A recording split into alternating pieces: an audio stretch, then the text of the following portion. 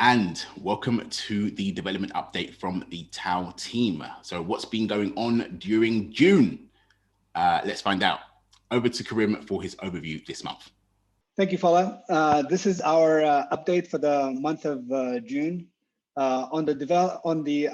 On the Agoras Live side, Andrei continued working on the latest version of the Agoras Live website, which included support for new features of multiple knowledge areas per user, and that necessitated several new dialogues and queries, which he implemented. He also worked on enhancing the group sessions feature by adding the possibility to list users for every group sessions. But his biggest task this month was to update the platform to the latest video conferencing platform version of Big Blue Button, which inevitably caused some things to break with the payment system. So we spent some time fixing that. He also fixed numerous issues that shown up as a result of further testing. On the TML side, Luca and Murisi continued their cooperation on the integration of the Z3 engine for conjunctive query containment and minimization. Luca took his time to implement the feedback that we gave him during our last code review. And once he was done with that, he started the implementation on a new feature called 2CNF extraction optimization that Ohad assigned to him. And Ohad also recommended he started looking at solving of systems of Boolean equations. So he's started working on that as well. Murisi, like I said, he continued working on the Z3 integration, where he further optimized that and enhanced that optimization.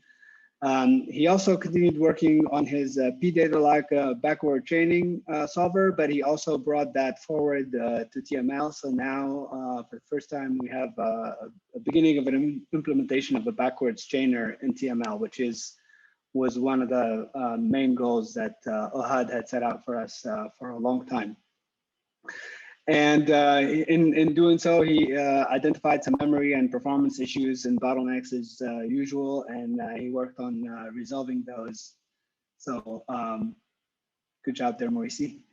Umar actually finished a major milestone this month, which is the conversion or program conversion to a bit universe of size 2. That's kind of a mouthful, but we can explain what that is for those who are interested. Suffice to say that it's an implementation, also optimization that Ohad has been wanting to do for a long time. And when we're done testing that, it will be enabled by default. And that's going to, next month, Omar is going to be working on additional features that will come as a result of that conversion, which is dynamic bit assignments on a per variable basis, and potentially even infinite variables, which is a big enhancement for TML. And another big feature that he finished this month is the static type system with local type inference. He enhanced the local type inferencing and also worked on some issues relating to arithmetic, but looks like we're going to hand that off to Juan. Yes, and Juan has been working on second order logic. He continues to inch forward on that with some revisions on the SOL algorithm, and he started looking at the bit universe conversion as well. On the IDE front, Tomasz continued his work on implementing the Sudoku demo. He's implementing a classic algorithm called the dancing links algorithms in TML. He also made some syntax enhancement called state blocks, which will greatly enhance the readability of TML. But another exciting development is that he's adding support for TML to Microsoft Visual Studio Code, which will allow you to have syntax highlighting of TML if you're using Visual Studio Code. So I'm personally excited about that. Yeah, that's it. That covers our entire development efforts, and the developers will each give more detail about each of their accomplishments this month. Back to you, Fola. All right, thank you very much for your overview, Karim. And I'll pass it over to Murisi for his update this month. So yeah, last month I designed and implemented the prototype backward chaining solver. So I did it again this month within the TML code base, and I was able to optimize it. So it started off very slowly, and I did the prototype. I did a prototype in Python, but now I've implemented it in C++ and optimized it to the extent that it can match the performance of SWI Prolog for certain programs. Well, not so simple programs like parsers. But this is not a full comparison. This is just for certain programs that we're interested in, not in general. So yep, there's been some progress in that direction. I also implemented a backward chaining TML interpreter. So before I'd only implemented a pdatalog backward chaining solver, a pdatalog backward chaining interpreter, but now I've done it for TML, and TML is different from pdatalog in the sense that it allows for rules which delete facts. So this is an additional difficulty, but I was able to implement an interpreter for TML nonetheless, a backward chaining one. And also I was able to implement also a the TML to Prolog translation. So when I was implementing the backward chaining interpreter, I wanted to be able to see how it compares to other, how it would compare to other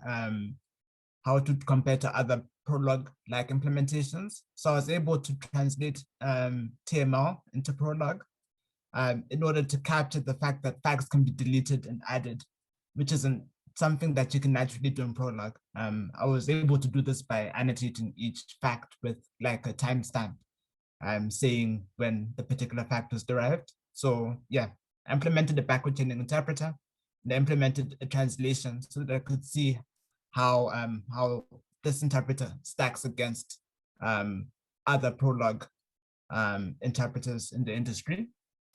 And in doing this, I realized that the backward chaining TML interpreter is not nearly as fast as a backward chaining pdatalog interpreter.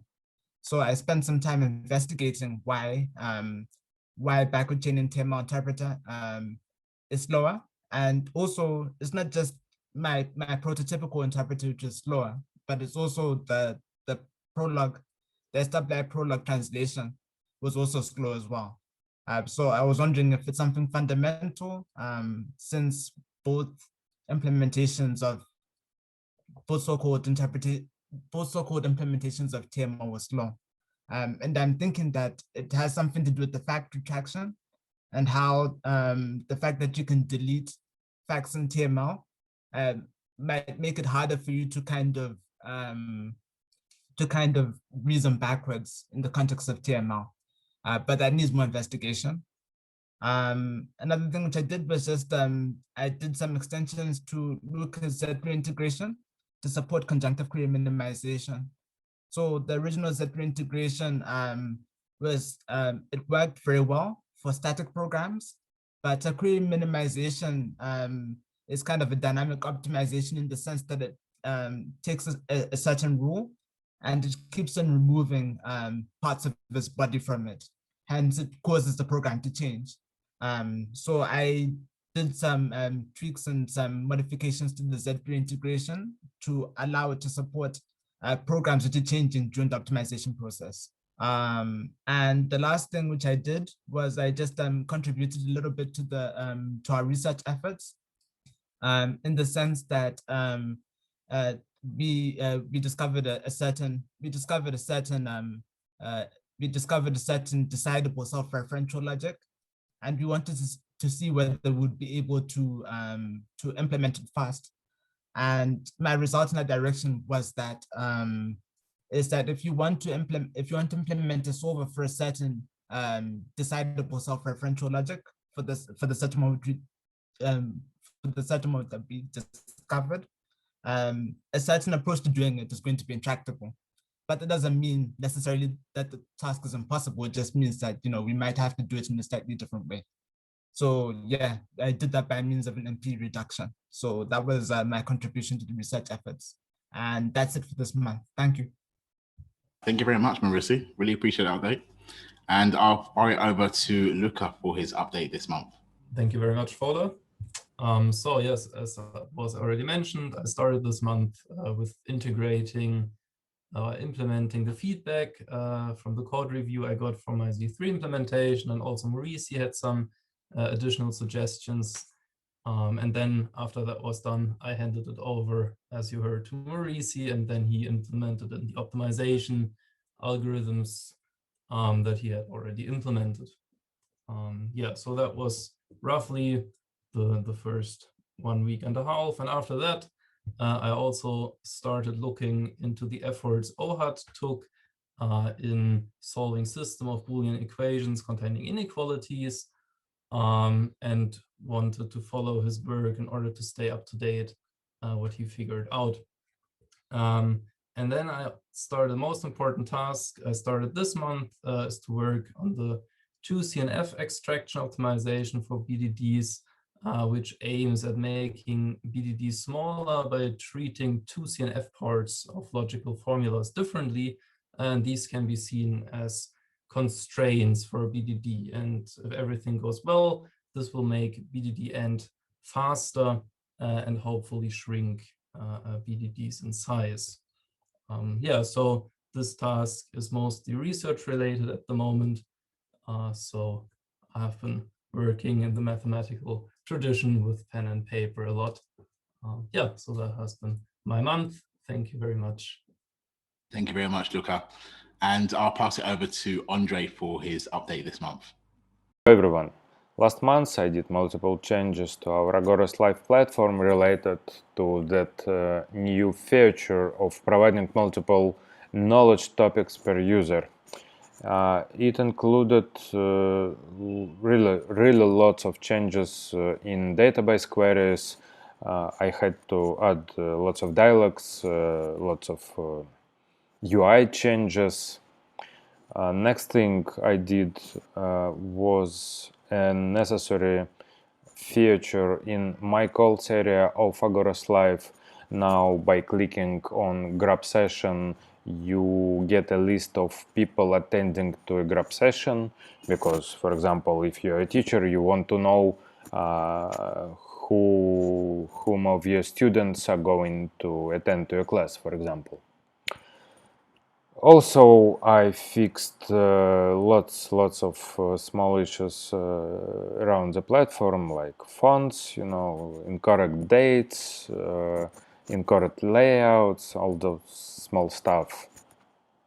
And lots of time took our video conferencing platform, because it had a major upgrade. And in that major upgrade, our payment system was completely unworkable. So I had to deal with that major upgrade to work and to make our payment system work inside that major upgrade.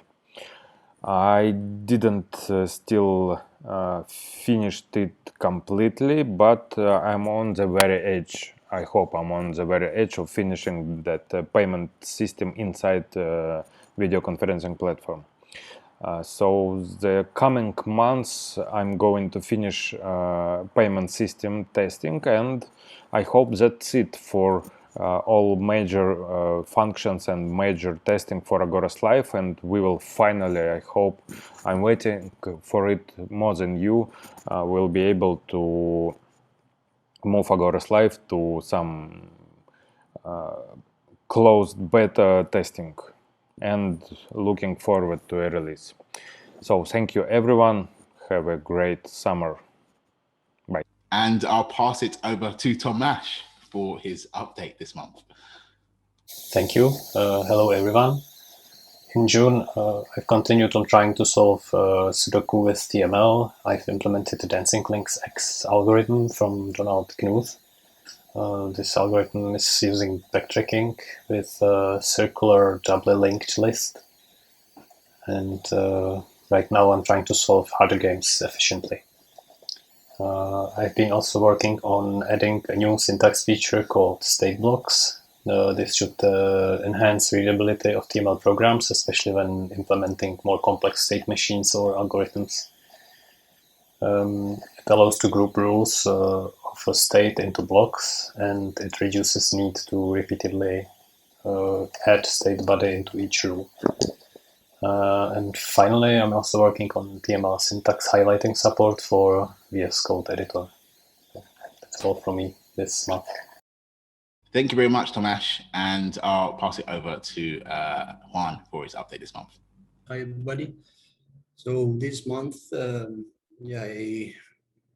I keep pushing forward the second order logic feature, which turned to be a harder problem than envisioned originally, but still thinking that I'm on the right track to get to both algorithm and implementation for a BDD based solver for these second order variables.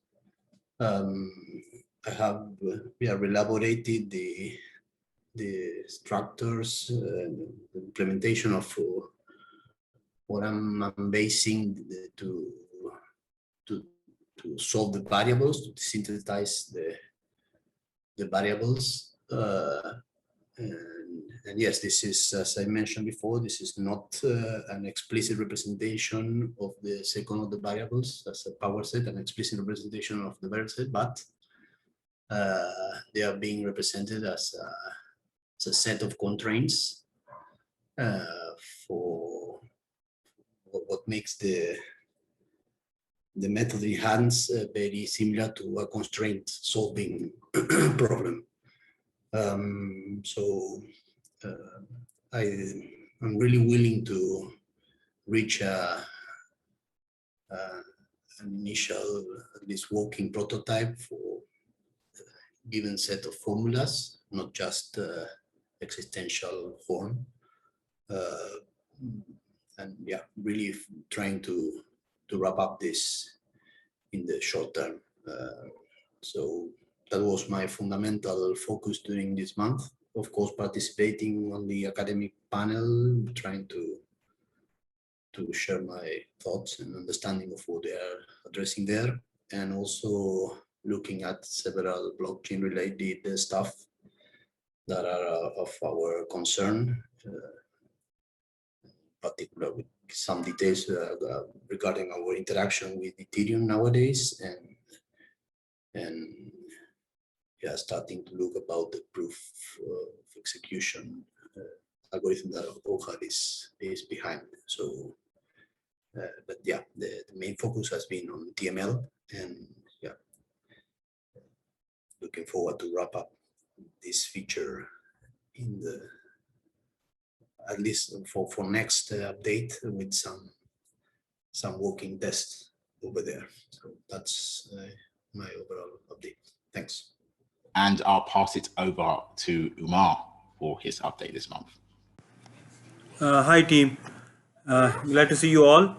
So this month mostly initially weeks were spent in improving the type checking rules and ensuring that some of the typing related errors are properly handled. Also tested the local type inference. So now if you have arithmetic terms that don't have type specified, you can still infer them. Since the algorithm used a fixed point approach, so there were some improvements also made to ensure that the fixed point can converge faster. In addition, some of the previous code was removed a kind of a refactoring happened.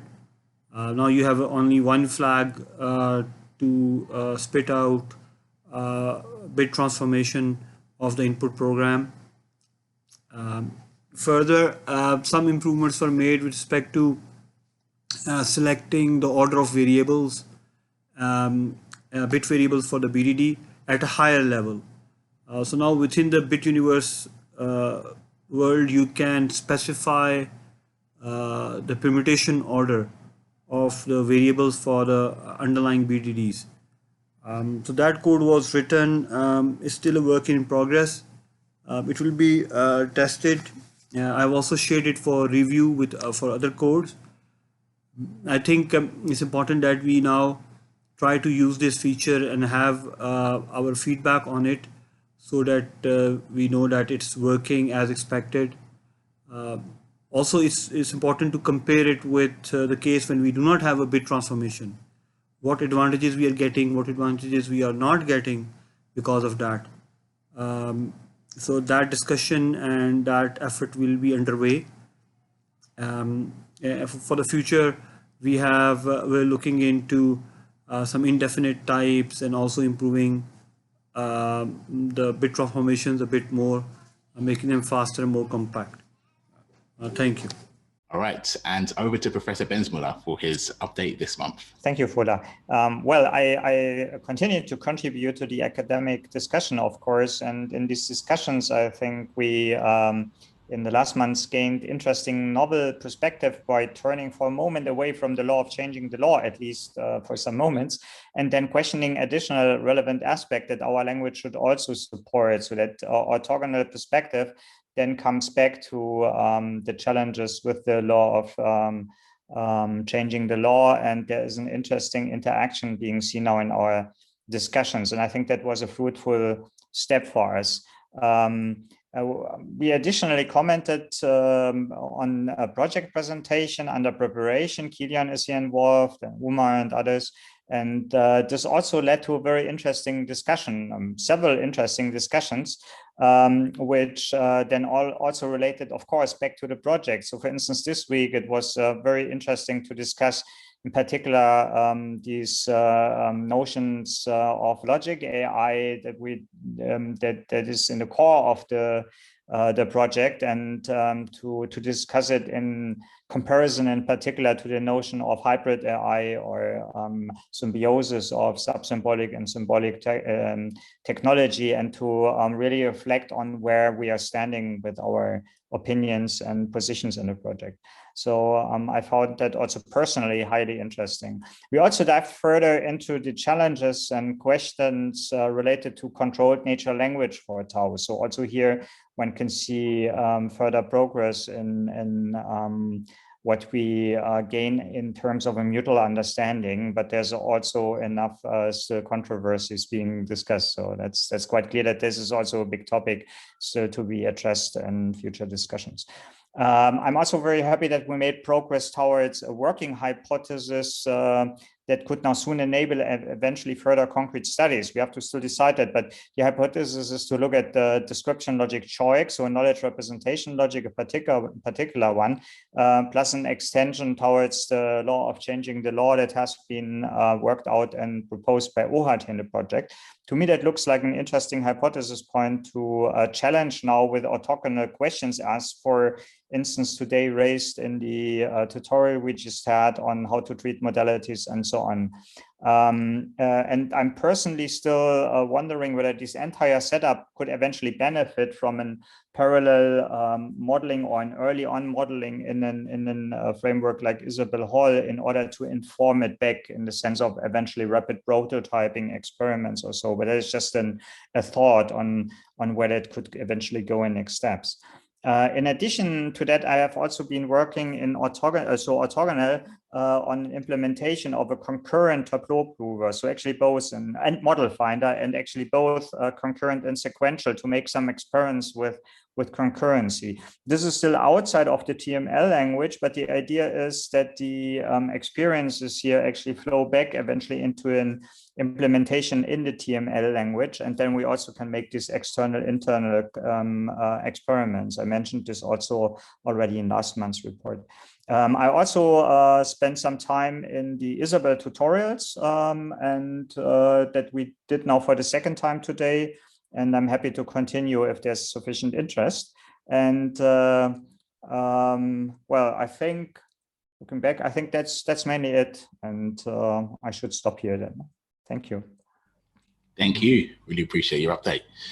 And I'll pass it over to Ahad for his update this month.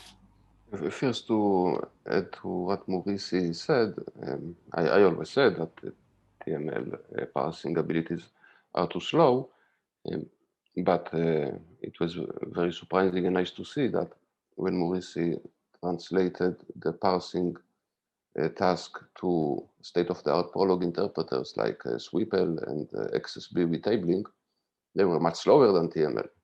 So it's very nice that even though TML is not fast enough, but it is still much, much faster than existing state-of-the-art logical programming languages.